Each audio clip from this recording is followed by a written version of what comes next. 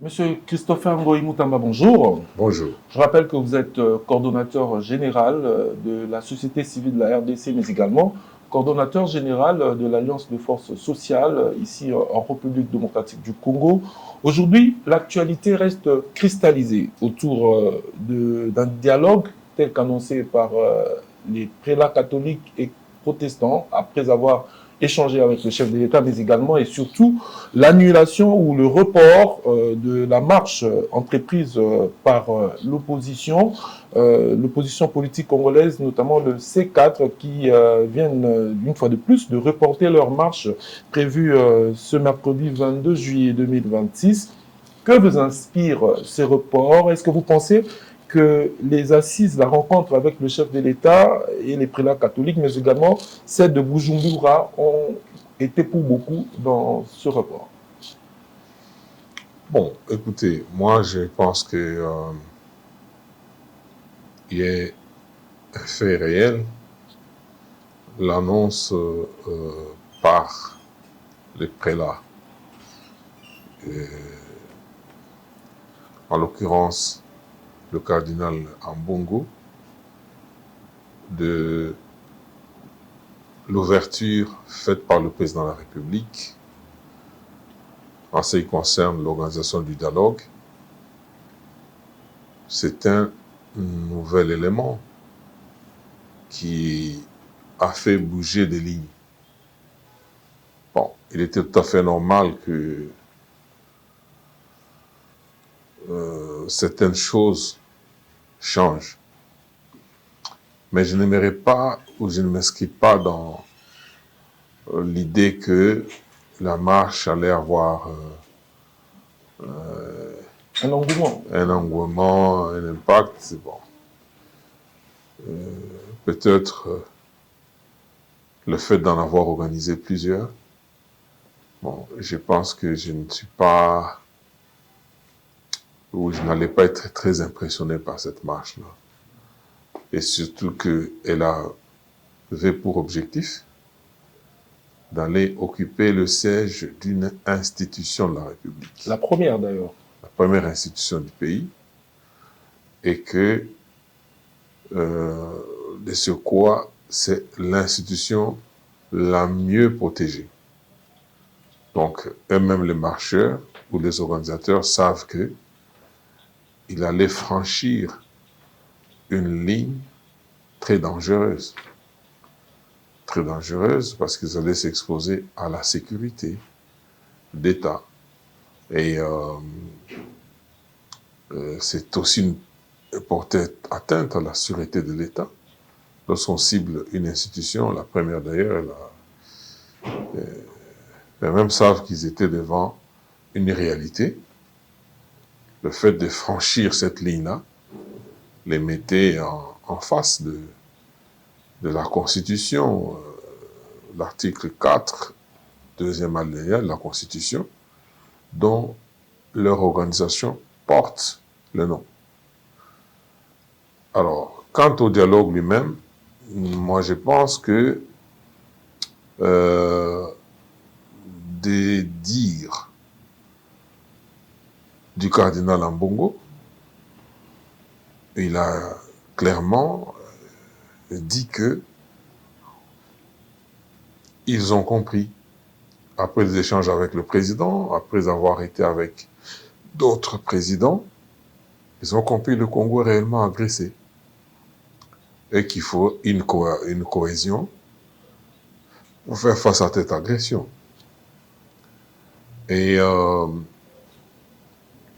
pour nous, ça nous réjouit parce qu'on n'a jamais refusé le dialogue.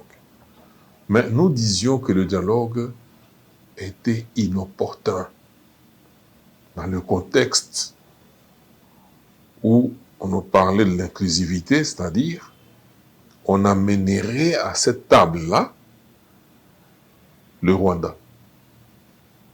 Aujourd'hui, M. Kagame Paul lui-même, il le dit tout haut.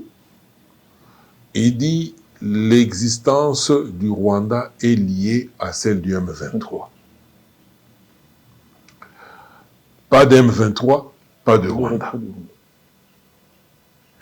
Et il dit même qu'aujourd'hui à Kinshasa, vous pouvez amener à Kinshasa les Nanga, les Kabila et autres,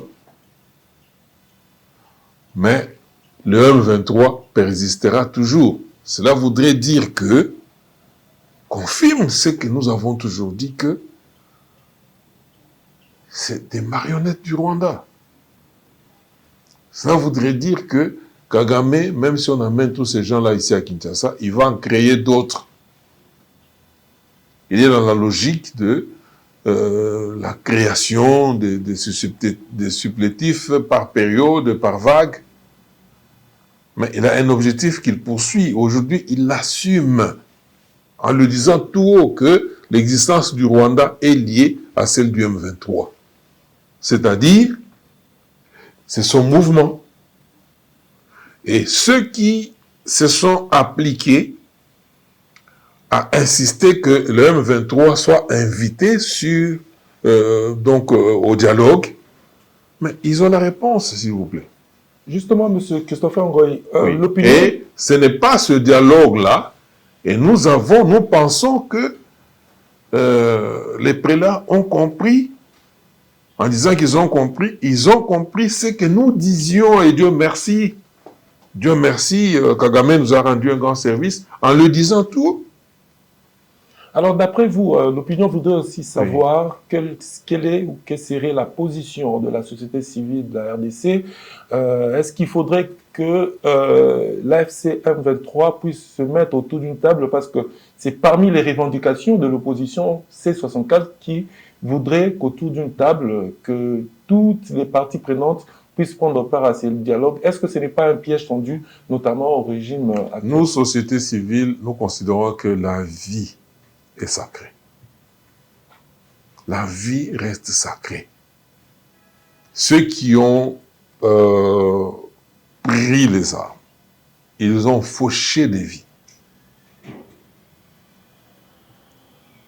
En tout cas, le temps est révolu où on pouvait dire, bon, vous avez tué, c'est perte et profit, ces gens-là sont sacrifiés, bon, venez autour de la table, bon, vous êtes maintenant fréquentable, vous êtes sains, on va discuter, vous portez vos cravates et tout ça, vous venez, vous êtes des messieurs, bon, on peut discuter comment on va gérer le pays, et puis vous attribuez aussi des responsabilités publiques. Nous disons, et nous maintenons notre position, pas question. Pas question. Et si ceux qui veulent transiger sur les conditions et tout ça, ne prennent pas ça, n'ouvrent pas l'oreille pour comprendre, nous, société, avec le peuple congolais, nous nous opposerons. Nous opposerons. Quel serait, d'après vous, le meilleur format pour l'organisation de ce dialogue? Beaucoup pensent qu'on peut revenir un peu à ce qui s'est fait au niveau de la conférence nationale souveraine. Est-ce que vous êtes d'avis, ou quel serait, d'après vous, le meilleur format pour l'organisation de ces assises? Pendant la conférence nationale souveraine, il n'y avait pas une rébellion. Il y avait eu, à 2 ou 3 reprises, à une période antérieure à la conférence nationale souveraine, la guerre de Chaba, il y a eu Moba 1, Moba 2, et on avait invité un certain nombre de personnes, dont le général Mumba Nathanaël, qui était arrivé, bon, avec d'autres. Mais, moi je pense que la conférence nationale souveraine avait une notoriété que ne peuvent pas avoir un quelconque dialogue convoqué suite à la demande des prélats et puis de l'opposition, dont l'objectif est de vouloir être impliqué dans la gestion du pays, tout simplement, pas autre chose. La conférence nationale souveraine, c'était une remise en cause de la nation, l'ensemble de la nation.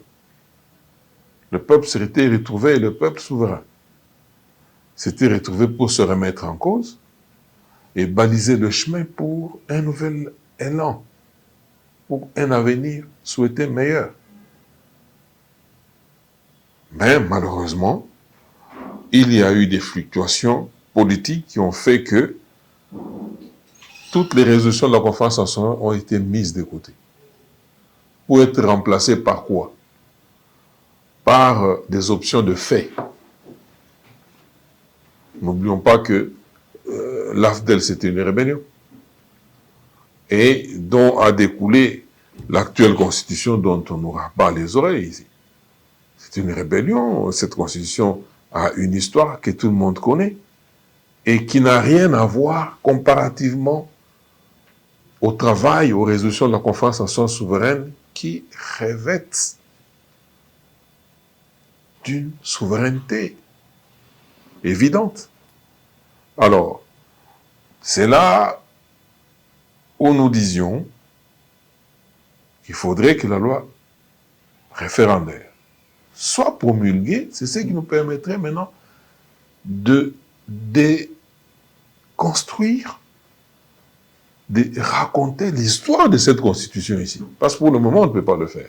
Mais dès que cette loi est promulguée, eh bien, nous allons, parce que la constitution, on doit s'accorder tous on s'accorde pour constater qu'elle est violée tous les jours. Elle est obsolète maintenant. Justement, c'est l'un des points de discorde avec l'opposition qui exige qu'on maintienne l'actuelle constitution. Est-ce que vous pensez qu'il faudrait poursuivre l'opposition considère la réforme constitutionnelle comme un enjeu politique. Comme un enjeu politique. L'enjeu se définissant comme étant un fait, une option, porteuse d'un potentiel, qui peut être positif ou négatif, mais qui peut influer sur la marche des... Pour eux, dans leur stratégie politique, il faut s'accrocher sur ça, en tant qu'enjeu politique, pour obtenir quoi? Leur implication dans la gouvernance du pays. Ce n'est pas qu'en refusant qu'on bouge la Constitution, c'est parce qu'ils veulent aider le pays, ils veulent... Non. Donc c'est juste un alibi. C'est un alibi. Il est de notoriété que Kagame, chaque fois qu'on parle de la Constitution, il s'invite dans le débat. Donc malgré le dialogue... Les Rwandais s'invitent dans le débat. Parce que c'est leur Constitution. La Constitution sera changée malgré le dialogue. Mais oui. C'est une affaire du souverain primaire. C'est les Congolais qui veulent que... qui vont déterminer que la Constitution soit changée ou non. Alors, ce n'est pas des individus. Justement, oui. Monsieur Christopher Ngoyi, beaucoup se demandent aujourd'hui qui doit convoquer ce dialogue. Pour une certaine opinion, notamment de l'opposition, on estime qu'il faudrait une médiation internationale. D'autres brandissent les confessions religieuses, donc les prélats catholiques, mais beaucoup ne voient pas les choses de cette affaire parce que ça concerne exclusivement les Congolais. D'après vous, qui devrait conduire ou convoquer ce dialogue? Bon, qui... Est-ce une médiation internationale? Avec quel mandat? Est-ce que les prélats catholiques protestants? Avec quel mandat? Normalement, c'est lui qui a le mandat du peuple. Jusqu'au moment où je vous parle ici. C'est le président de la République. Il a été élu au suffrage universel, direct. Mais pour l'opposition... Et il est en plein exercice de son mandat. Il fait partie du problème selon l'opposition. Quel problème? La crise actuelle. Non, mais écoutez, il ne faut pas raconter des histoires. Il ne faut pas raconter des histoires. Il fait partie de quel problème? Parce que même pour une franche partie de l'opposition... Parce que lui, il est le fruit de la volonté du peuple. Par voie des parallélismes, il n'y a que ce peuple-là qui peut le récuser, dire que maintenant on n'en veut plus. Et des mécanismes pour ça sont connus. Ce n'est pas des individus qui peuvent... C'est autorisé dans le jeu démocratique, les gens peuvent débiter ce qui leur passe par la tête. Mais aller dire qu'il n'a pas le mandat, ou il fait partie du problème, quel problème? Alors, cette sérieux. Partie de l'opposition estime que ce n'est qu'une autre promesse de plus du chef de l'État. Ils sont sceptiques quant à l'organisation de ce dialogue. Qu'en pensez-vous? Non. Moi, je crois que les amis sont en train de délirer quelque part. Ça, c'est délirer. Un chef d'État en plein exercice de son mandat, il gère les pays, il est devant des fluctuations. Disais-je, fluctuation, c'est-à-dire c'est des situations qui ne sont pas figées, qui changent en permanence. Et vous l'obligez lui à être figé. S'il ouvre sa bouche pour dire, bon, je promets ceci, ça devient lettre d'évangile. Et si demain il dit, voilà, compte tenu de ça, je pense maintenant comme ça, ouais, non, non, il ne respecte pas sa parole, non, ça c'est... Écoutez, nous sommes dans un cheminement qui est dynamique. Qui est dynamique. Et même là, il change. OK? Ils avaient dit qu'il y aura marche. Ils reportent. Sur le terrain, je ne voyais aucune mobilisation, rien du tout. Je me demandais, bon, ça sera des anges qui vont tomber du ciel, qui vont marcher, ou comment? Parce que des marches, moi, j'en connais. J'en ai organisé, ils le savent très bien. Mais j'apprends notamment là, sans consulter même le peuple, et là, ils se réunissent quelque part, ils disent, bon, parce qu'on nous a promis le dialogue, bon, nous allons nous retrouver, il ne faut pas bouger l'eau, bon, on ne marche plus. C'est une bonne chose. Mais est-ce qu'ils roulent pour le peuple? Ou bien pour leur avantage? La même opposition projette, ou vient d'accorder même un délai jusqu'au 15 août au chef de l'État. Arrêtez ces histoires-là. Qui va suivre tout ça? On nous donne un délai, les délais là, ils se donnent à eux-mêmes. Au cas où le dialogue n'est pas organisé jusqu'au 15 août, ils vont faire comment pensez-vous l'avenir du Congo? Ils vont prendre le pouvoir. C'est ça, non? Au cas où le dialogue, s'il n'est pas organisé le 15 août, ils vont aller occuper la présidence de la République et prendre le pouvoir. Bon, je ne sais pas qui sera président, parce qu'eux-mêmes, tels qu'ils sont là, ils ne se mettent jamais d'accord. Il n'y a jamais eu consensus entre eux. Mais il faudrait qu'ils nous disent, parce que nous sommes à 2 semaines de l'action qu'ils vont mener, et là, d'ailleurs, nous étions à 0 minute, avant qu'ils annoncent et tout ça. Mais quand vous voulez aller occuper le sommet de l'État, dites-nous, est-ce Kagame qui viendra pour être président? Est-ce Kabila?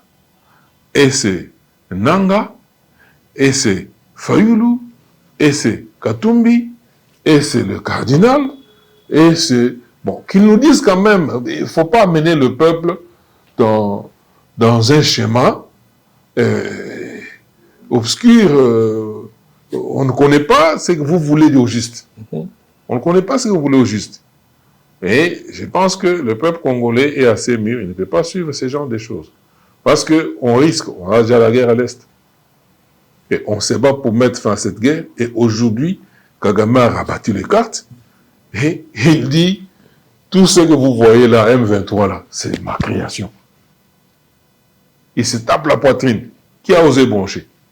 Que ce soit Nanga, que ce soit Kabila, même ceux qui sont ici, ils allaient dire non, Kagame a menti. Parce qu'il est en train de justifier cette agression en disant le M23 a eu des raisons pour entrer en rébellion, commencer à tuer les Congolais. Ils étaient prêts à justifier et de ce fait à amener le M23 jusqu'à la table de négociation. Ils l'ont dit au président burundais. Ils l'ont dit partout, ils sont allés. Ils ne se cachent pas. Mais maintenant que Kagame dit que ce sont mes marionnettes. L'existence du Rwanda est liée à l'existence du M23. Il n'y a même pas l'opposition qui a réagi là-dessus. L'opposition n'a même pas réagi. C'est le silence total. Et vous voyez que ces gens-là, nous allons prendre le pays, leur donner. C'est-à-dire, on prend le pays, on donne au Rwanda. Tout à fait. Alors, monsieur Cordonateur... C'est-à-dire, nous avons eu une lecture claire, une lecture qui se confirme aujourd'hui par les déclarations de Paul Kagame, par l'attitude qu'adopte l'opposition maintenant. Pourquoi ils s'accrochent toujours au dialogue et puis, quand Kagame dit des choses pareilles, ils ne réagissent pas. Ils ne réagissent pas. C'est quand même étonnant. Dernière question, monsieur le coordonnateur général. Est-ce que vous pensez, beaucoup aussi se posent cette question, le dialogue, c'est la voie parfaite pour mettre fin à la guerre à l'est du pays? Est-ce que vous êtes de cet avis? Est-ce que vous pensez que c'est à travers ce dialogue que, enfin, la guerre à l'est va prendre fin? Mais Kagame a déjà donné la réponse. Kagame, Paul, a déjà donné la réponse. Il dit, même si vous appelez les Nanga, les les Kabila et tout ça, vous les appelez à Kinshasa là au dialogue. Hein? Je n'arrêterai pas ce que je fais. Je vais créer encore d'autres. On va mettre peut-être en scène les Daniel Safou ou les Moukebaï ou tout ça. Il y a une vague, il a tout un paquet. Hein? Il a un paquet. Vous allez voir certains parmi eux vont devenir des chefs de guerre. Ils vont aller là-bas, où c'est les Dissosola où c'est Perou Louara. On les verra. On les verra et c'est un paquet à la discussion de Kagame, ça c'est connu. Quand on a donné la réponse, le dialogue, si nous voulons le faire, nous voulons un dialogue où nous allons nous remettre en cause. Tous ensemble. Mais il faudrait que nous soyons d'abord cohérents avec nous-mêmes. Nous remettre en cause pour nous dire, voilà, chers amis, nous avons eu la responsabilité de gérer ce pays. Est-ce que notre peuple s'est-il retrouvé? Et remonter quand même dans le passé. Qu'est-ce qui a fait que le peuple ne puisse pas se retrouver? Il y a des comptes à régler. Ce n'est pas que ceux qui ont géré pendant 20 ans, qui n'ont rien fait, qui nous ont amenés là où nous sommes, et de surcroît, qui sont dans la poche de M. Kagame, bon, ils vont venir là pour nous dire, non, écoutez, donner des leçons. Quelles leçons? Alors nous sommes vraiment... Et même des leçons s'il faudrait qu'ils en donnent. Là où ils sont aujourd'hui, ils occupent Goma et Bukavu. Mais ce sont des espaces de non-droit, pas plus tard qu'avant-hier. On a tué à bout portant un monsieur, ostentoirement. Au vu aussi de tout le monde. Au vu aussi de tout le monde. Donc, et là-bas, dans les espaces qu'ils occupent, il n'y a pas l'ombre de la démocratie. C'est la barbarie. On interdit même à la population de festoyer après des J'ai dit bien, c'est la barbarie au plus pire. Et c'est ces gens-là, vous nous dites que non, ils viendront au dialogue pour nous dire, nous donner leurs prétentions.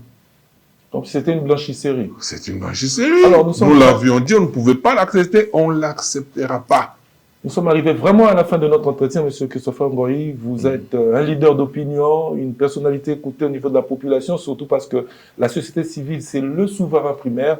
Un message au peuple congolais, surtout en cette période critique que traverse l'histoire de notre pays.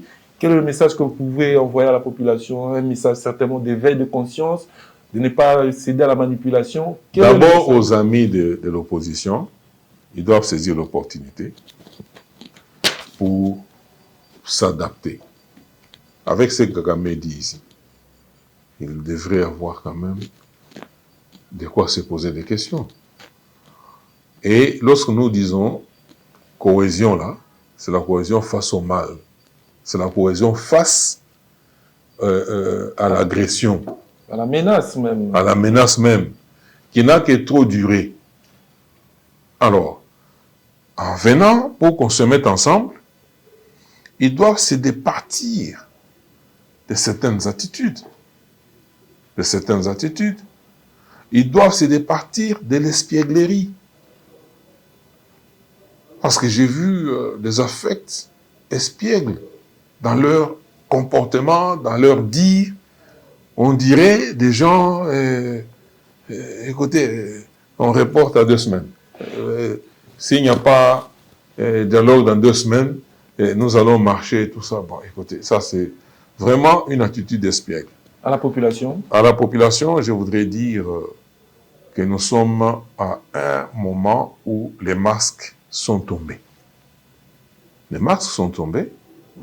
Lorsque nous parlons de la Constitution, nous ne le disons pas parce qu'il faut donner un 3e mandat au président Félix.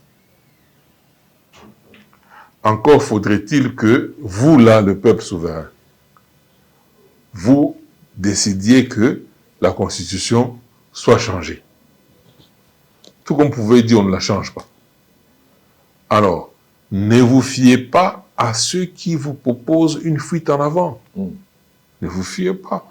Et encore, que même si elle est changée, on va organiser des élections. Et faudrait-il que le président qui aura peut-être la possibilité de se représenter pour un troisième mandat, qu'il accepte de se présenter pour un troisième mandat et qu'il gagne ses élections. Nous sommes dans un jeu démocratique ouvert. Et il ne faut pas aller de supposition en supposition pour en faire une réalité et derrière cette réalité, amener le peuple dans la rue pour dire venez manifester parce qu'on a supposé, on a supposé, on a supposé, maintenant là venez manifester, tout ça non. Le peuple est mature, écoute la radio, voit la télévision, regarde la télévision, et quand Kagame dit que l'existence du Rwanda est liée à celle du M23, il le dit de sa propre bouche. Ce n'est pas quelqu'un d'autre qui le dit. Et le seul qui regarde Kagame, qui l'a conduit jusqu'à commencer à faire de telles déclarations, c'est l'actuel président ici. De tout cela, personne n'a osé. Alors, que le peuple ne soit pas aveugle avec tout ça. Aujourd'hui, Kagame est à la tête du Rwandais, ça fait combien de temps? Combien de décennies? Museveni qui est à côté ici, ça fait combien de décennies? Mais vous voyez les gens qui s'agitent. Pourquoi? Parce que ce qui fait mal, c'est le fait que Kagame soit mis en difficulté. Et j'ai dit que l'enjeu, c'est quoi?